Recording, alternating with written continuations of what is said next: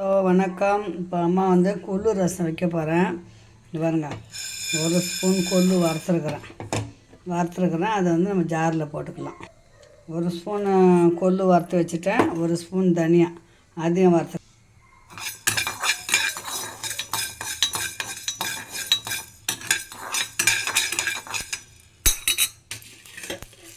அதில் ஒரு ஸ்பூன் மிளகு, ஒரு ஸ்பூன் சீரகம்,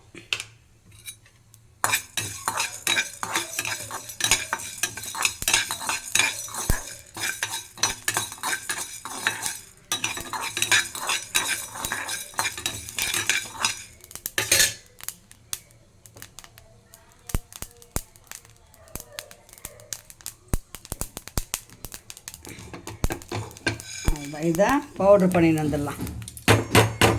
அவ்வளோதான். பவுட்ரு பண்ணிவிட்டு நம்ம வந்து ரசம் வந்து தாளிக்க போகிறோம்.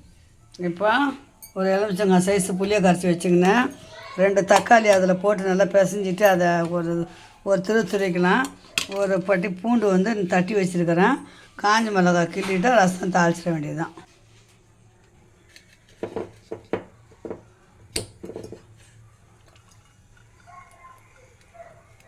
பனிக்கு கொள்ளு ரசம் சாப்பிட்டா நல்லது. அதனால தான் சரி கொள்ளு ரசம் வைக்கலாம். சளி இதுமீனே இருக்கிறாரு, வைக்கலாம். கொஞ்சம் எண்ணெய் கொஞ்சம் ஊற்றியாச்சு. எண்ணெய் நல்லா காயிட்டோம். பாருங்க, கொஞ்சம் வெந்தயம் போட்டுக்கோங்க. கொள்ளு போடுறோம் இல்லைங்களா, கொஞ்சம் வெந்தயம் போட்டால் நல்லது. பாருங்க, கடுகு போடுங்க. அதுலேயே கடுகும் நல்லா பொரியட்டும். ரசத்துக்கு உப்பு தேவையான அளவு உப்பு போட்டாச்சு. பழைய புளினா கருப்பாக இருக்கும், அதுதான் மஞ்சத்தூள் கொஞ்சம் போட்டுக்கலாம். இந்த பூண்டும் கருவேப்பிலையும் அதில் போட்டுடலாம். அவ்வளோதான்.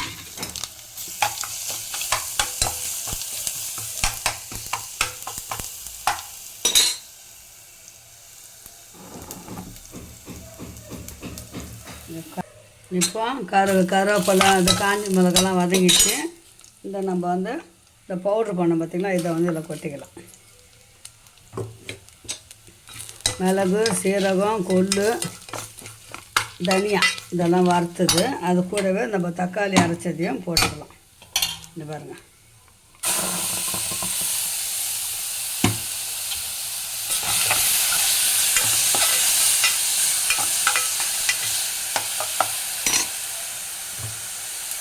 நல்லா வதங்கிச்சா இதை எடுத்து ஊற்றிக்கலாம்.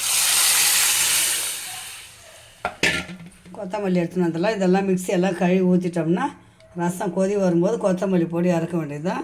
இது பாருங்க, பெருங்காயம் ஒரு ஸ்பூன், அரை ஸ்பூன் போட்டோம், சின்ன ஸ்பூன். அவ்வளோதான். கொதி வரட்டும். கொள்ளு ரசம் ஒரு ஸ்பூன் மிளகு, ஒரு ஸ்பூன் தனியா, ஒரு ஸ்பூன் சீரகம், ஒரு ஸ்பூன் கொள்ளு இதை வறுத்து பவுட்ரு பண்ணி வச்சுக்கணும். பூண்டு ஒரு கட்டி பூண்டு தட்டி வச்சுக்கணும். 4 வரமிளகாய் எடுத்து வச்சுக்கணும். எண்ணெய் ஊற்றி கடுகு வெந்தயம் போட்டு பொரிஞ்ச அப்புறம் இந்த காஞ்ச மிளகாவையும் பூண்டும் போட்டு வதக்கணும். வதக்கின அப்புறம் நம்ம அரைச்ச இந்த மிளகு பொடியை தூக்கி அதில் போடணும். நல்லா வதங்கின அப்புறம் தக்காளி நல்லா பிசைஞ்சு கரைச்சிட்டு, கரைக்க முடியல என்னால் நான் மிக்சியில் ஒரு திருவிக்கிட்டேன். அதான் எல்லாத்தையும் ஒன்றா ஊற்றி ரசம் கொதி வரப்போகுது. கொதி வந்து இந்த குளிருக்கு கொள்ளு ரசம், முருங்கைக்கீரை ரசம் சூப் மாதிரி வச்சு குடிங்க. உடம்புக்கு ரொம்ப நல்லது. கொத்தமல்லி வந்து போட்டோன்னா இந்த கொத்தமல்லி அரைச்சி போட்டாச்சு. கொதி வரும்போது ஒரு டம்ளர் தண்ணி ஊற்றி இறக்க வேண்டியது தான். சூப்பரான கொள்ளு ரசம் ரெடி. இப்போ பாருங்கள் பிள்ளைங்களா, ரசம் கொதி வரப்போகுது. அப்படியே சூப்பு மாதிரி இருக்கும். நல்லா சூடாக இருக்கும்போது ஒரு கிளாஸ் குடிச்சிங்கன்னா சளி, இரும்பல் எல்லாத்துக்கும் ரொம்ப நல்லது. சூப்பரான கொள்ளு ரசம் ரெடி ஆயிடுச்சு.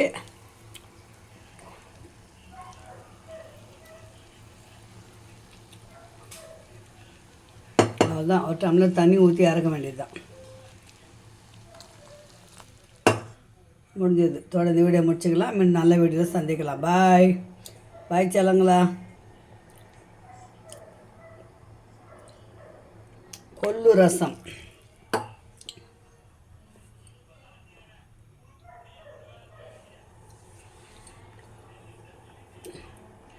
சுட சுட சாப்பாடு போட்டுன்னு நல்ல சாதத்தோடு நல்லா பிசைஞ்சு சாப்பிட்டு பாருங்கள். இந்த ரசத்துக்கும் ஏதோ ஒரு முட்டை ஆம்லேட் போட்டு வச்சுன்னு சூப்பராக இருக்கும். ரசம் சாப்பாட்டுக்கு செம்மையாக இருக்கும். சாப்பிடுங்க. ஓகே பாய் பாய் செல்லுங்களா. ஹலோ வணக்கம் செல்ல பிள்ளைங்களா. இன்றைக்கி அம்மா என்ன செய்ய போகிறேன் நண்பு உள்ளங்களே. அம்மா நான் டெய்லி என்ன செய்கிறேன்னா அதை மட்டும்தான் வீடியோவாக போடுறேன். வீட்டில் செய்கிறத மட்டும்தான் போடுறேன். இன்றைக்கி வந்து பாருங்கள் 1/4 கிலோ ஈரல் வாங்கி வந்துக்கிறேன். ஆட்டு ஈரல். அது ரசம். இன்றைக்கி ஈரல் செய்ய போகிறேன். சூப்பராக இருக்கா செய்கிறத மாதிரி தான் உங்களுக்கு போட முடியும். நல்லாயிருக்கும் நான் செய்கிறது. எண்ணெய் ஊற்றிக்கிங்க, ஒரு 50 எண்ணெய் ஊற்றிக்கிங்க. அது 1/4 கிலோ ஈரல். அது இஞ்சி பூண்டு கொஞ்சம் சோம்பு இது பாருங்க போட்டு அரைச்சி வச்சுக்கினேன். இப்போ வந்து நம்ம தாளிப்பு தான். கசகசலாம் ரொம்ப போட மாட்டேன், ஆனால் நல்லா டேஸ்ட்டாக இருக்கும். 2 சோம்பு போட்டுக்கோங்க.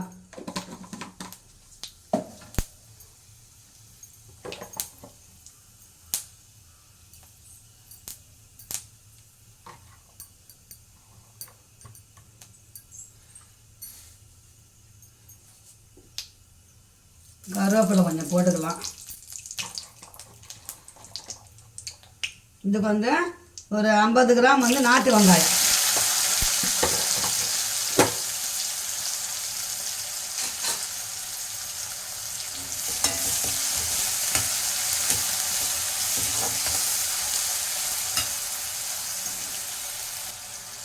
வெங்காயம் வதங்கிறதுக்கு கொஞ்சமாக உப்பு போட்டுக்கோங்க.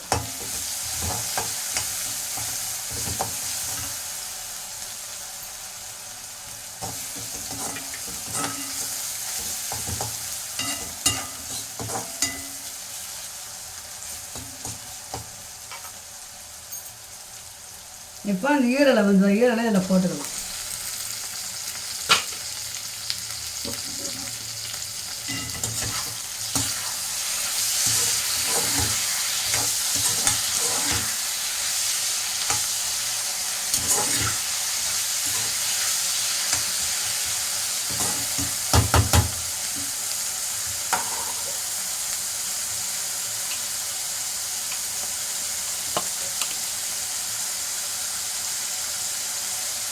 இஞ்சி பூண்டு மசாலா இதில் போட்டுக்கலாம்.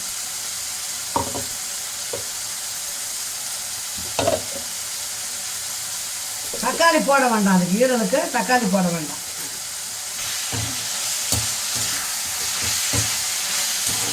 தக்காளி போட்டு இது பண்ணுவாங்களோ என்னமோ, நான் போட மாட்டேன். டேஸ்ட் மாறிடும். இப்படி பண்ணால் தான் வந்து நல்லாயிருக்கும் சாப்பிட.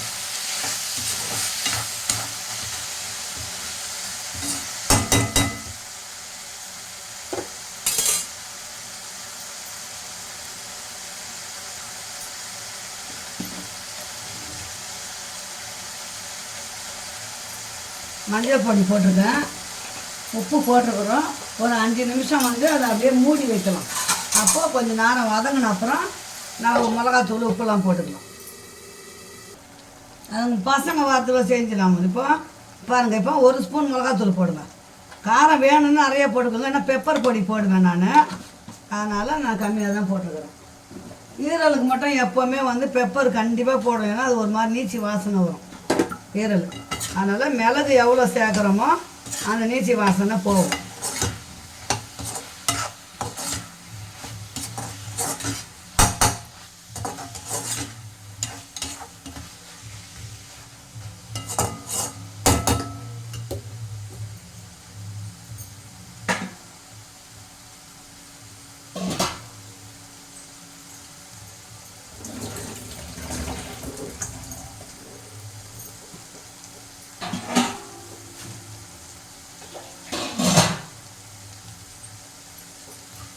கொஞ்சம் ஈரல் வேகிறதுக்கு ஒரு 1/4 டம்ளர் தண்ணி ஊற்றிக்கலாம்.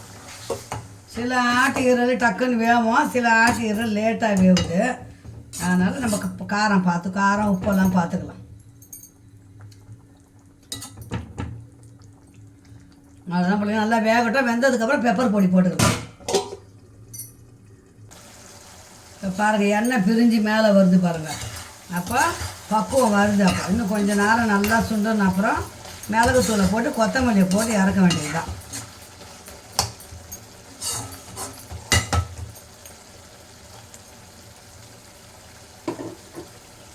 ஒரு 2 நிமிஷம் இருக்கட்டும்.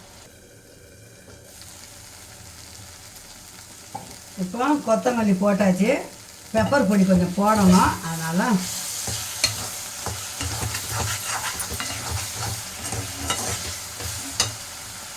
இப்போ நான் வந்து இது முட்டைக்கோசரம் செஞ்ச பெப்பர் பொடி தான். அது எல்லாத்துக்கும் போடலாம் பிள்ளைங்களா, சூப்பராக இருக்கும். அது பாருங்கள், ஒரு ஸ்பூன் போட்டுடுங்க, அவ்வளோதான்.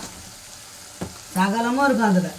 சோம்பு, மிளகு, சீரகம், தனியா, கருவேப்பிலை எல்லாம் போட்டுக்கிறேன். மஞ்சள், வாசனை கும்மு கும்மு கும்முன்னு இருக்கும்.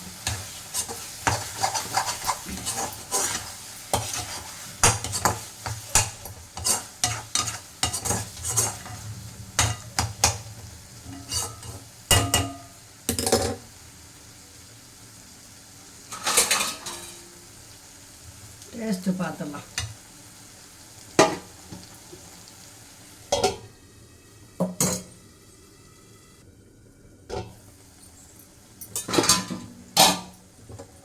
நான் செய்கிற சமையலை செஞ்சு பார்த்துட்டு யாருன்னா ஒருத்தர் நல்லா இருக்குதுன்னு சொல்லுங்கள். அம்மா சந்தோஷப்படுவேன். அவ்வளோ டேஸ்ட்டாக இருக்கும் பிள்ளைங்களா. அவ்வளோதான், ஈரல் தொக்கு ரெடி.